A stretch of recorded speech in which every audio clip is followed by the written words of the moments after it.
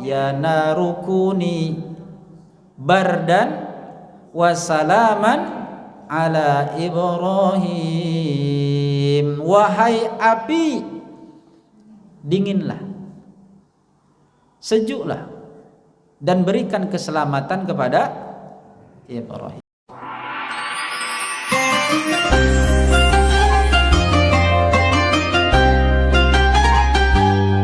Assalamualaikum warahmatullahi wabarakatuh.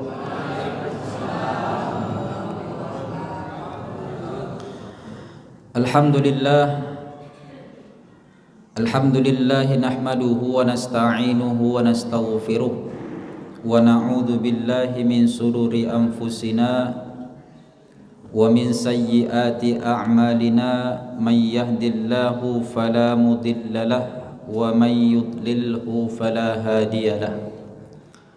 Ashhadu an la ilaha illallah wahdahu la syarika lah wa ashhadu anna sayyidana wa nabiyyana Muhammadan abduhu wa rasuluh la nabiyya ba'dah. Allahumma fasalli wa sallim wa barik ala sayyidina Muhammadin wa ala alihi wa ashabihi ajma'in. Amma ba'd.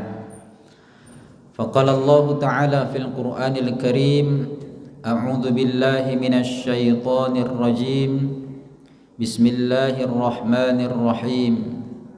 Wa qadayna ila bani Israila fil kitabi latufsidunna fil ardi marrataini wa la ta'lunna 'uluwan kabira. Fa idza jaa wa'da ulahuma ba'athna 'alaikum 'ibadan lana uli ba'sin syadidin fajasu khilalad diyar wa kana wa'dan maf'ula. Shadaqallahul azim. Kembali kita bersyukur kehadirat Allah Subhanahu wa taala dengan mengucapkan alhamdulillahirabbil alamin, berkat limpahan rahmat, taufik serta hidayah yang Allah berikan kepada kita. Pada malam hari ini kita masih dapat melaksanakan kewajiban kita, yaitu salat maghrib yang alhamdulillah baru saja kita dirikan secara berjamaah. Namun tidak kita langsung pulang ke rumah, kita menunggu waktu Isya di masjid ini sambil kita mengadakan suatu kegiatan rutinitas kita, yaitu wirid pengajian. Tentu kita sangat berharap dari segenap ibadah yang kita lakukan ini, baik salat kita, zikir kita, dan doa kita, terkhusus perwiritan yang kita lakukan pada malam hari ini, semoga diterima oleh Allah Subhanahu wa taala, dan apa yang kita lakukan ini juga akan senantiasa diridhai oleh Allah Subhanahu wa taala. Salawat dan salam tidak bosan-bosannya mari sama-sama kita hadiahkan kepada junjungan alam, yakni Nabi Muhammad sallallahu alaihi wasallam. Allahumma salli ala sayyidina Muhammad wa ala ali sayyidina Muhammad. Hanya syafaat beliaulah yang sangat kita harapkan di hari al-yauma la yanfa'u malun wala banun illa man atallaha biqalbin salim. Di hari yang tidak berguna harta, tak berguna pula anak. Yang berguna pada saat itu orang yang datang kepada Allah dengan hati yang suci, hati yang bersih, hati yang sejahtera. Namun kita tahu Bapak Ibu, dosa kita ini banyak. Ya, rasa-rasanya ya Allahu alam,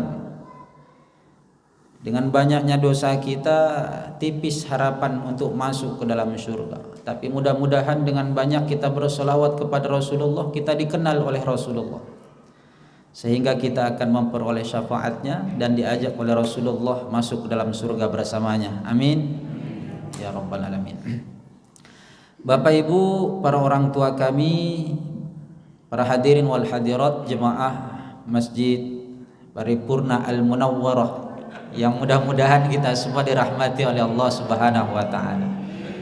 Tetap kita selalu ingat nih, sekarang saudara-saudara kita yang berada di Palestina itu kan sedang digencar. Dan kita jangan pernah lupa untuk tetap mengingat beliau Jangan putus doa kita, minimal selesai sholat ingat sama mereka, kita doakan mereka. Udah setipis-tipisnya tuh persaudaraan kita kepada saudara-saudara kita yang berada di Palestina ataupun di Gaza. Memang kalau ditanya Bapak Ibu, kenapa sih tak berhenti-berhenti? Kalau diingat sejarahnya Bapak Ibu, tak kurang dari 70 tahun dah mereka itu berjihad, Pak. 70 tahun. Tak kurang. Anak-anak di sana kita tengok, nggak ada yang bisa belajar seperti kita di Indonesia. Nggak ada yang bisa untuk mengaji sama seperti kita nih. Ada MDA, ada madrasah, ada pesantren. Coba kita lihat. Nggak bisa mengadakan wirid seperti yang kita rasakan ini, Pak. Pakai AC, terang, pulang ke rumah, makanan dah tersedia. Coba kalau kita bayangkan dalam keadaan ini, bukan hanya mereka yang di sana, kita yang di sana bagaimana? Anak-anak kita yang masih kecil, istri kita, bagi bapak-bapak yang ditinggalkan mereka berada di rumah, apakah merasa aman? Maka pada hakikatnya kita ini selaku muslim Bapak Ibu, itu dinilai oleh Allah bagaimana reaksi kita, tanggapan kita terhadap saudara-saudara kita. Di sini saya teringat ya bahwa orang-orang Bani Israel ataupun Israel sekarang itu yang kita tahu, walaupun pecahan dari zamannya Nabi Nuh alaihissalam ya, bahwa Allah Subhanahu wa taala telah menetapkan memang mereka itu di dunia hanya berbuat kerusakan. Udah ditetapkan oleh Allah, udah ditakdirkan oleh Allah. Mana ayatnya Ustaz? Surat Al-Isra ayat 4 dan 5 yang kita bacakan pada muqaddimah tadi. Ya. Wa qadaina ila bani Israila fil kitabi la tufsidunna fil ardi marrataini wa la ta'lunna 'uluwan kabira. Jadi telah kami tetapkan kepada orang-orang Bani Israel itu mereka selalu berbuat kerusakan di muka bumi sampai 2 kali. Artinya bukan 2 kali, 1 kali, 2 kali selesai, tidak. Maksudnya itu berulang-ulang. Jadi enggak cukup hanya sekali, tetapi mereka lakukan secara berulang-ulang. Ini ketetapan dari Allah, wala ta'lunna 'uluwan kabira, dan mereka itu membanggakan diri, membusungkan diri. Jadi bangga dengan apa yang mereka lakukan terhadap anak-anak, terhadap para wanita, terhadap orang-orang muslim di sana, itu bangga mereka gitu. Dan ini sudah ditetapkan oleh Allah. Cuman sempat juga kita bertanya Bapak Ibu, kenapa sih Allah Subhanahu wa taala enggak langsung menghancurkan mereka gitu? Padahal kalau Allah ingin membalikkan mereka Bapak Ibu, keadaan nih orang Islam di Palestina dan kemudian orang Islam itu menguasai langsung dan mereka orang Israel tidak lagi akan menyerang, kira-kira mudah enggak buat Allah? Mudah. Menghancurkan orang Yahudi itu sampai ke akar-akarnya mudah enggak buat Allah? Mudah. Apa kata Allah? Wa inna sya' nughriqhum fala sarikha lahum walahum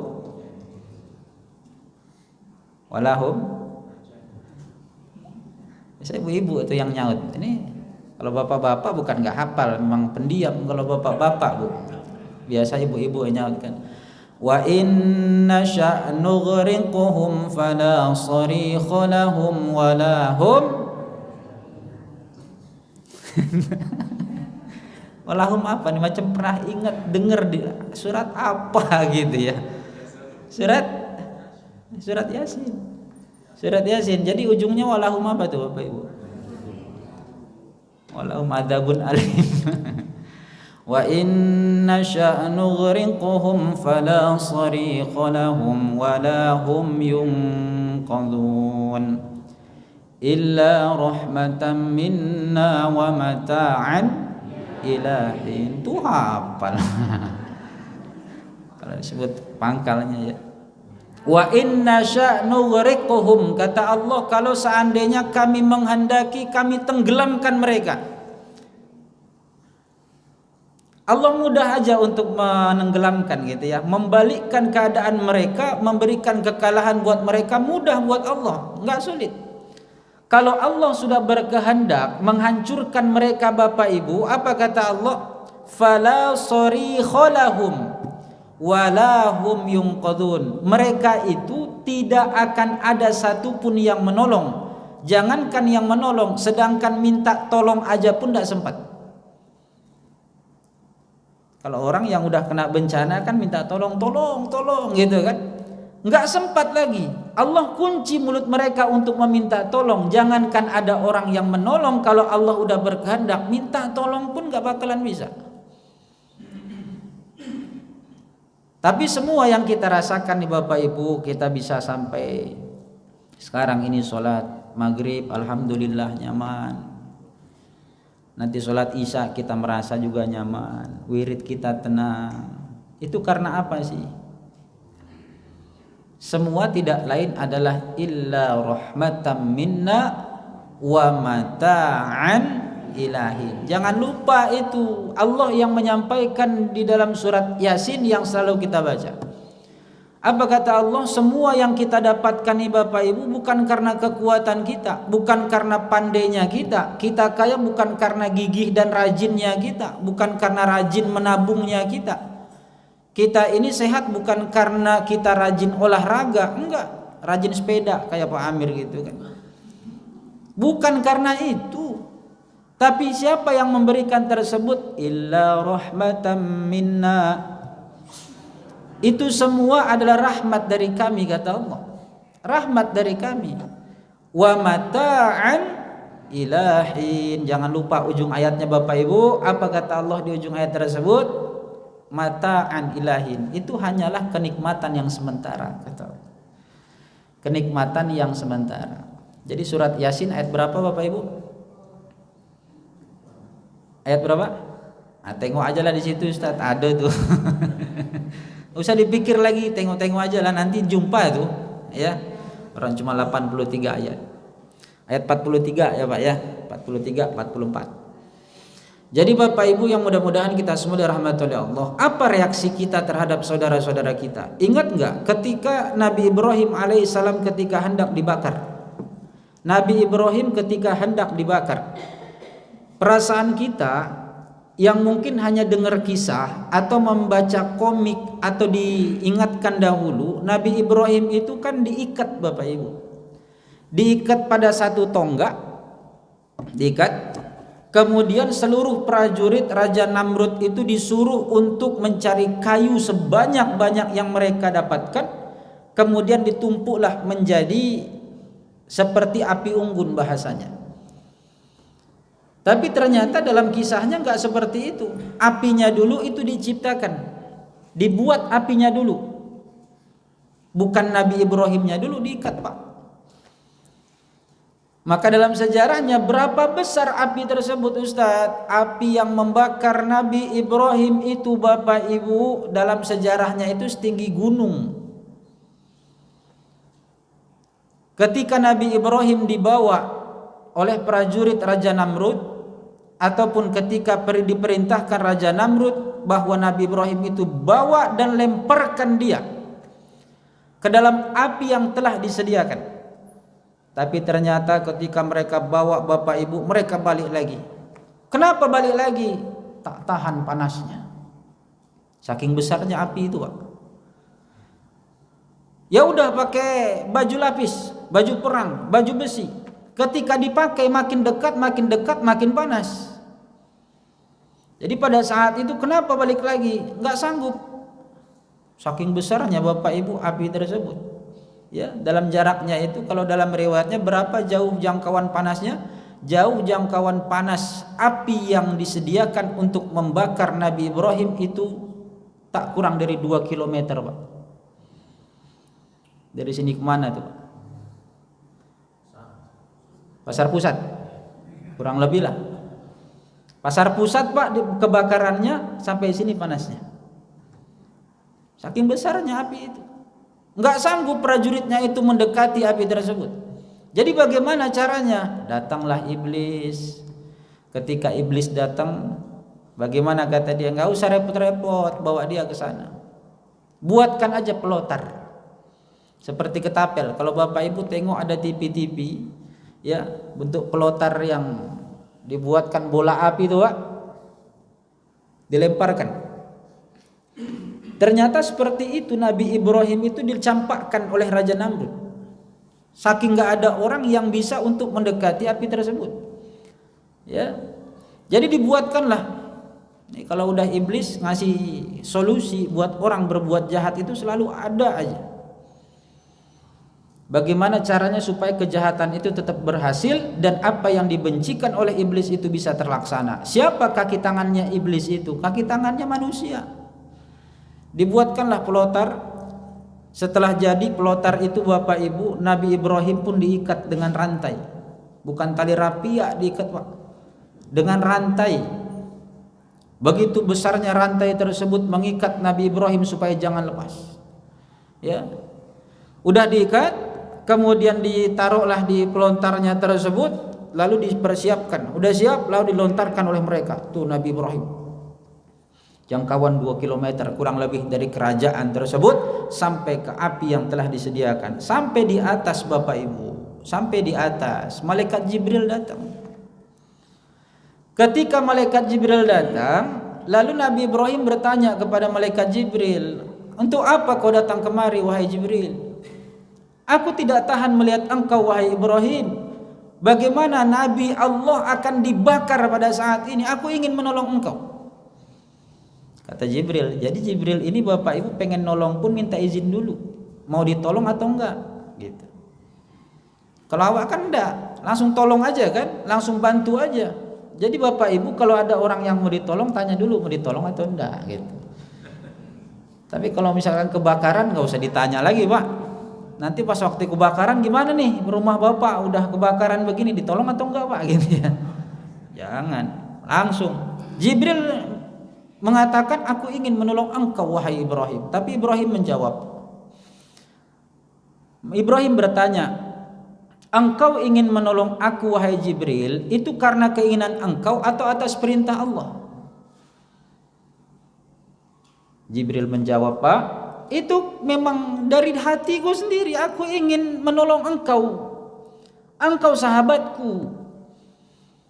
Jadi tak ada perintah Allah, tak ada." Apa kata Nabi Ibrahim? Nabi Ibrahim menjawab, "Hasbiyallahu wa ni'mal wakil, ni'mal maula wa ni'man nasir, wala haula wala quwwata illa billahil aliyil azim." Masya Allah Bapak Ibu, coba kita perhatikan. Begitulah Nabi Ibrahim, walaupun dekat dengan malaikat, malaikat pengen nolong dia pun dia nggak mau. Malaikat aja yang mau menolong itu nggak mau. Kenapa? Karena hasbiyallahu wa ni'mal wakil, cukuplah Allah yang menjadi penolong. Jadi jangan bangga Bapak Ibu masuk kerja gara-gara ada orang dalam. Jujur, jangan bangga kita dipersilahkan untuk mendapatkan bagian lebih gara-gara panitianya itu dekat dengan kita. Tanggung jawabnya besar. Jangan bangga kita mendapatkan hal yang lebih kalau seandainya kita mendapatkan dengan cara yang tidak diridhoi oleh Allah sama sekali. Maka tauhidnya Nabi Ibrahim ini memang sangat tinggi, sampai-sampai Nabi Ibrahim menjadi bapaknya para nabi. Karena itu malaikat aja yang mau menolong, Mbak, tak mau. Kalau Bapak sendiri dalam keadaan itulah jadi Nabi Ibrahimnya, kira-kira apa jawaban Bapak? Cepatlah kalau mau nolong, kan begitu. Enggak peduli siapa yang mau menolong, tapi Nabi Ibrahim tidak. Dia mengucapkan hasbiyallah wa ni'mal wakil, cukup Allah. Jadi kita ini Bapak Ibu kalau udah disandarkan kepada Allah, maka Allah yang memberikan keselamatan. Jangan lupa kalau Allah sudah memberikan keselamatan, maka tidak akan ada yang bisa untuk menghancurkan lagi. Padahal kita selalu baca ayatnya, ya, tapi enggak selaras dengan kehidupan kita. Apa yang selalu kita baca dalam surat Al-Ikhlas? Qul huwallahu ahad, Allahus samad.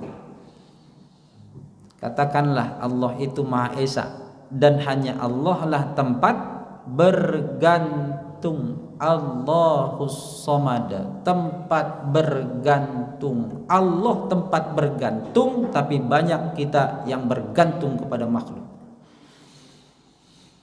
Tauhidnya gugur lagi, tauhidnya gugur lagi. Padahal ringan aja nih. Pada saat itu Allah menunjukkan kepada Jibril bahwasanya benar bahwa Nabi Ibrahim adalah kekasihnya Allah. Nabi Ibrahim dapat gelar. Apa gelarnya? Khalilullah, termasuk kekasih Allah yang dicintai oleh Allah Subhanahu wa taala karena saking cintanya kepada Allah. Begitulah Nabi Ibrahim menunjukkan. Maka pada saat itu Allah Subhanahu wa taala menunjukkan kekuasaannya kepada makhluk. Apa yang ditunjukkan oleh Allah? Nabi Ibrahim alaihissalam yang diikat tersebut dalam keadaan melayang, Allah Subhanahu wa taala berfirman. Apa kata Allah? Ya narukuni bardan wa salaman ala Ibrahim. Wahai api, dinginlah, sejuklah, dan berikan keselamatan kepada Ibrahim. Jadi Bapak Ibu, Allah Subhanahu wa taala menunjukkan tentang kekuasaannya, tapi dengan perhitungan yang tepat. Kenapa dikatakan tepat? Karena Allah tidak hanya mengatakan bahwa api itu dingin. Bukan hanya itu, Pak. Kalau seandainya dipotong ayat tersebut, ya narukuni bardan, wahai api dinginlah. Kalau seandainya api itu hanya sekedar dingin, kira-kira Nabi Ibrahim selamat atau tidak? Kalau hanya sekedar dingin, selamat atau enggak? Bara api di tengah, kayu yang tajam banyak. Kemudian Nabi Ibrahim ini dilontarkan dari tempat yang jauh. Seharusnya dalam pikiran kita, akal kita selamat atau enggak? Enggak akan selamat. Dengan hempasan yang begitu kuat, dengan bara api yang begitu besar, walaupun apinya itu dingin.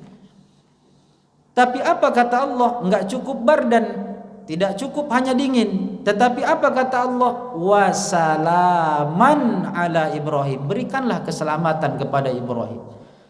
Akhirnya Bapak Ibu, kayu yang bertumpuk, bara yang begitu besar di dalamnya. Kemudian pada saat itu Nabi Ibrahim merasakan empuk jatuhnya seperti kapas. Bisa empuk gini, Pak, macam ini. Anda belum empuk kali ini dong. Ya, ini kalau masih tercampak sini masih tak bisa juga napas gitu. Ya, empuk jatuhnya itu empuk. Pak, itu kalau udah Allah berikan keselamatan kepada seseorang. Ya, kepada Nabi Ibrahim. Sampainya Nabi Ibrahim di sana dengan api yang begitu panasnya, Bapak Ibu, apa yang terjadi? Yang terjadi rantai yang mengikat tubuh Nabi Ibrahim meleleh semuanya. Tapi apa yang terjadi? Satu helai jenggot dan rambutnya Nabi Ibrahim tak ada yang terbakar satu. Masuk akal enggak? Masuk akal enggak? Enggak masuk akal. Rantai yang dari besi yang begitu besar kuat meleleh, sementara rambut dan jenggot Nabi Ibrahim tak terbakar sedikit pun. Itu kekuasaan Allah, Bapak Ibu. Kalau kita udah mengingat tentang ini aja, insya Allah bertambahlah keimanan kita kepada Allah. Harusnya bertambah keimanan kita. Ya Allah, inilah kekuasaan Engkau yang enggak mungkin masuk akal, tetapi Allah Subhanahu wa taala tunjukkan. Atas siapa? Nabi Ibrahim. Setelah itu Bapak Ibu, ada masuk kisah dalam riwayat tersebut diceritakan Jibril kepada Rasulullah sallallahu alaihi wasallam. Apa yang diceritakan Jibril? Di saat Nabi Ibrahim itu dibakar, ternyata datanglah seekor cicak. Bahasanya itu cicak. Datang ke dekat api tersebut, kemudian cicak ini membuka mulutnya, lalu dia sambil bernapas dengan kuat. Diembusnya. Kira-kira kalau diembus api, Pak, makin kecil atau makin besar? Bapak Ibu pernah masak pakai kayu bakar? Masih ada yang pakai kayu bakar? Masih? Diembus Pak? Enggak lagi pakai kipas ya sekarang ya. Pakai blower namanya sekarang. Ya, kalau dulu kan pakai bambu. Udah itu api itu mau dihidupkan. Bunyi pula kan? Sampai habis napas. Habis napas nih. Nah, narik napas jangan di sini, Pak. Kan gitu. Kalau narik napas di sini abunya masuk semua. Hembus lagi. Makin besar api itu. Ya. Inilah cicak. Cicak itu berusaha membantu Raja Namrud untuk menghembus api itu supaya makin besar. Bayangkan. Makanya dari dulu orang-orang tua kita dulu, ya, kalau ada cicak itu diburu. Salah satunya tuh penyebabnya, cicak itu dia seperti bersekutu dengan setan atas perintah iblis.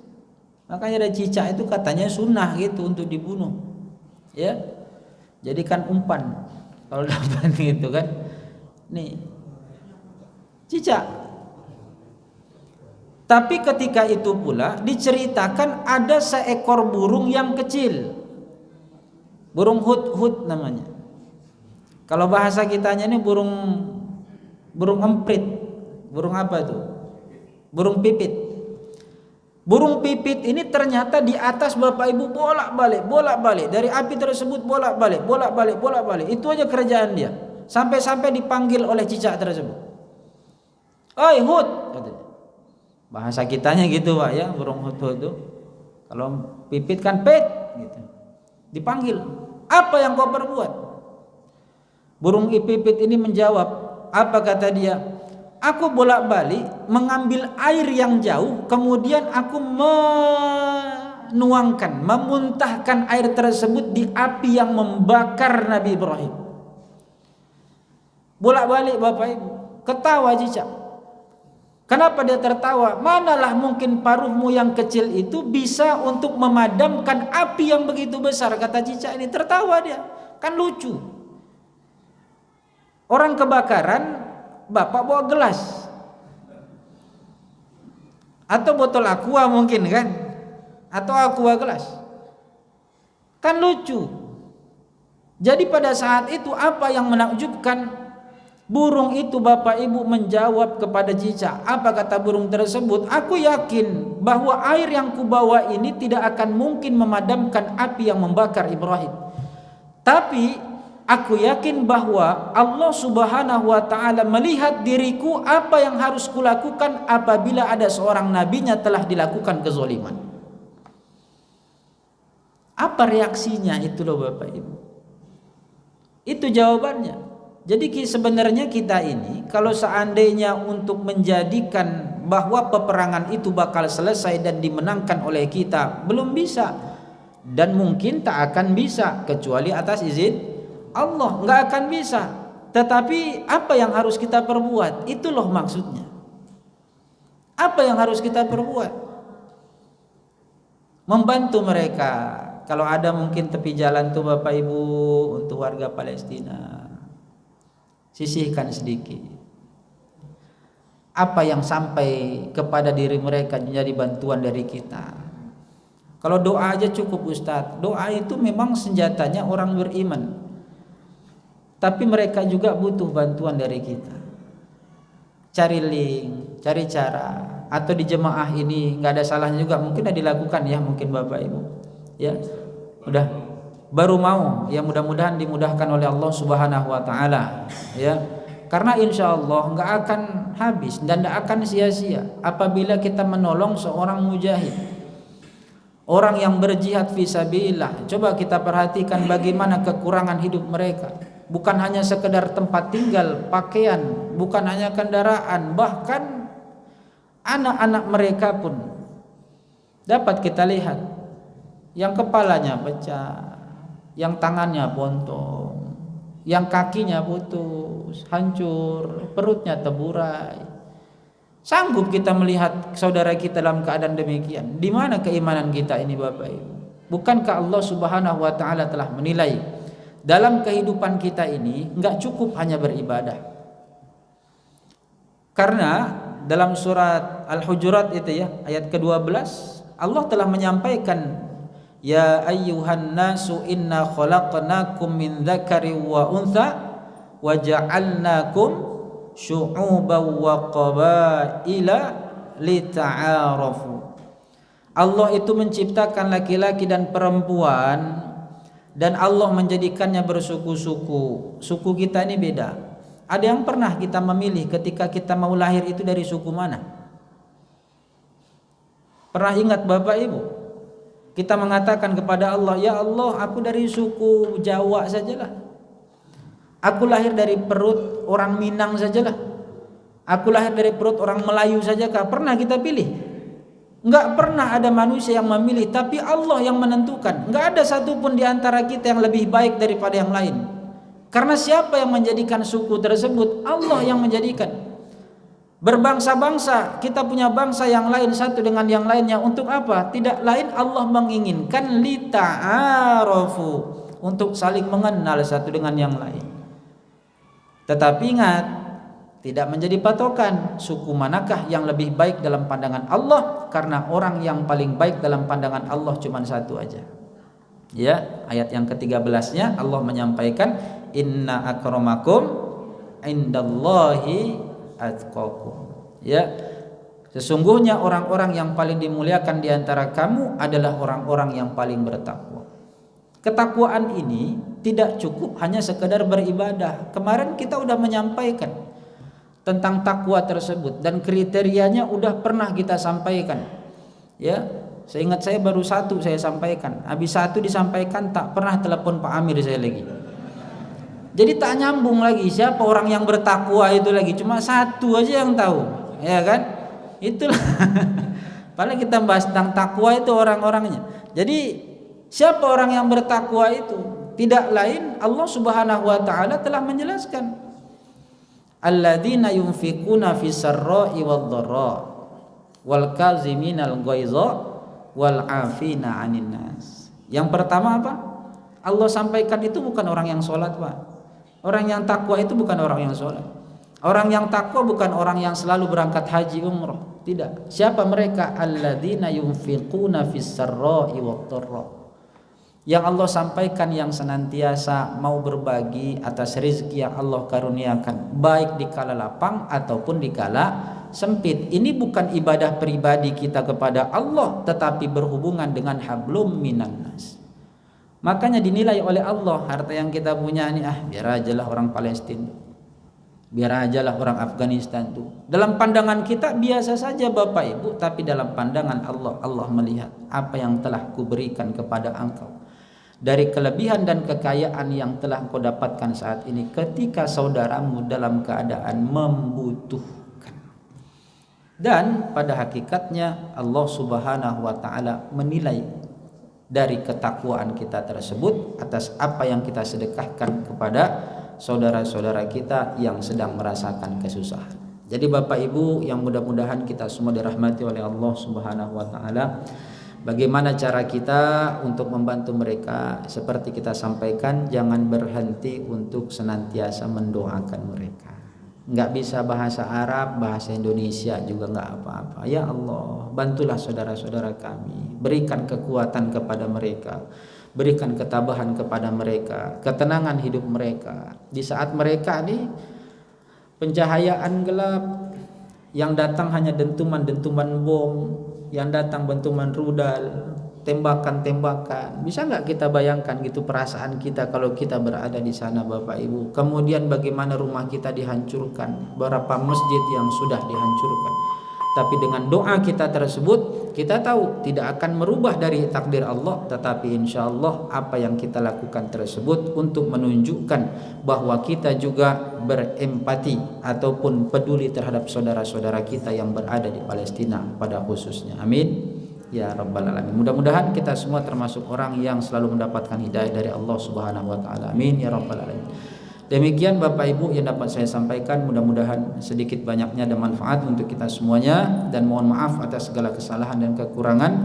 Sama-sama kita tutup kifaratul majlis. Subhanakallahumma wa bihamdika asyhadu an la ilaha illa anta astaghfiruka wa atubu ilaik. Wabillahi taufiq wal hidayah. Ila liqa ma'assalamah. Wassalamualaikum warahmatullahi wabarakatuh.